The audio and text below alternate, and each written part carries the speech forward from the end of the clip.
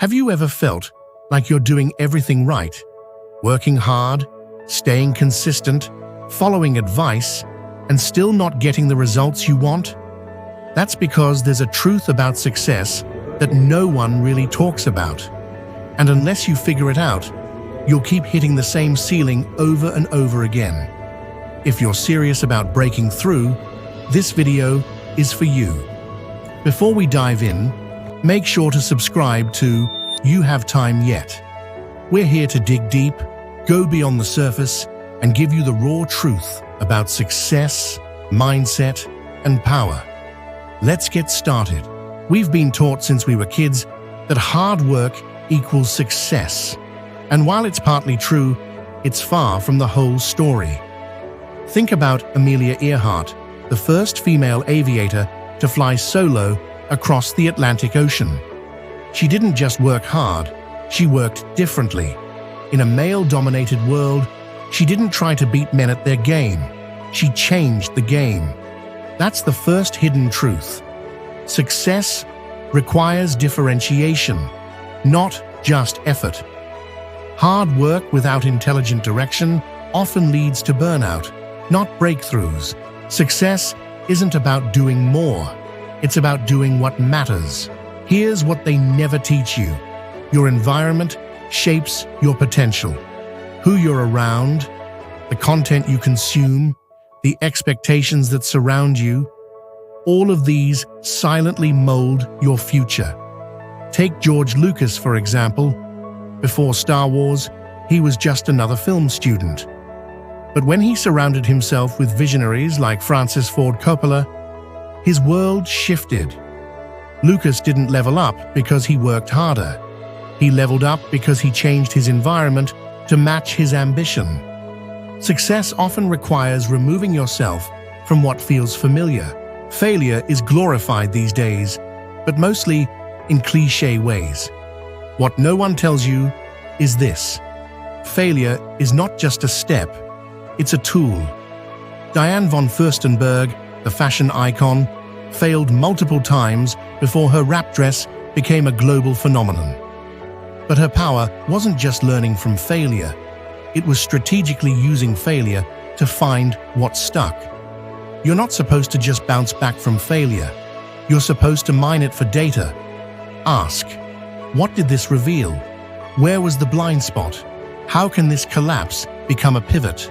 By the way, if you're serious about mastering your mind, money, and success, check the description or the first comment. I've linked some powerful books that changed the game for me. They go way deeper than motivation. They reshape how you see yourself and the world. Let's keep going. No one talks about this, but it's the core of success. Your self-concept drives your outcomes. Frida Kahlo, the groundbreaking painter, didn't become iconic by chasing trends. She created from her own identity, raw, painful, and rebellious. Her success wasn't about adapting to the world. It was about forcing the world to accept her reality. Here's the truth: you can't outperform your identity. If you still see yourself as average, no strategy will save you. You have to upgrade how you see yourself before you can upgrade your life. Motivation fades, momentum compounds. This is why most people quit.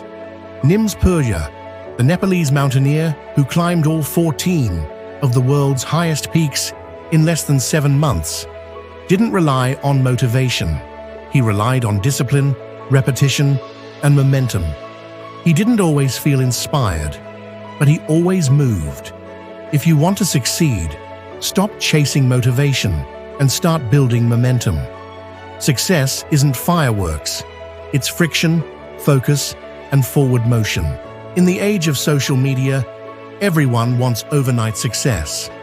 But the truth is, long-term thinking is your greatest advantage. Iris Apfel, the fashion icon, became a global sensation in her 90s. Let that sink in. Her fame came when most people are long forgotten. She played the long game. She didn't chase attention. She stayed true to her style, her essence, and eventually, the world noticed. Success whispers before it roars. If you stay patient and consistent, the world will catch up to your vision. Here's another secret no one tells you. The most successful people are borderline obsessive. Isadora Duncan, the pioneer of modern dance, didn't just love dance. She breathed it, lived it, and gave her life to it. She was misunderstood, judged, but she moved the world. You can't casually want success. You have to crave it deeply. You have to be willing to look strange, to feel alone, to do what others won't. Mediocrity is accepted.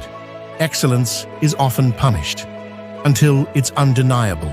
So now you know what they never teach you about winning.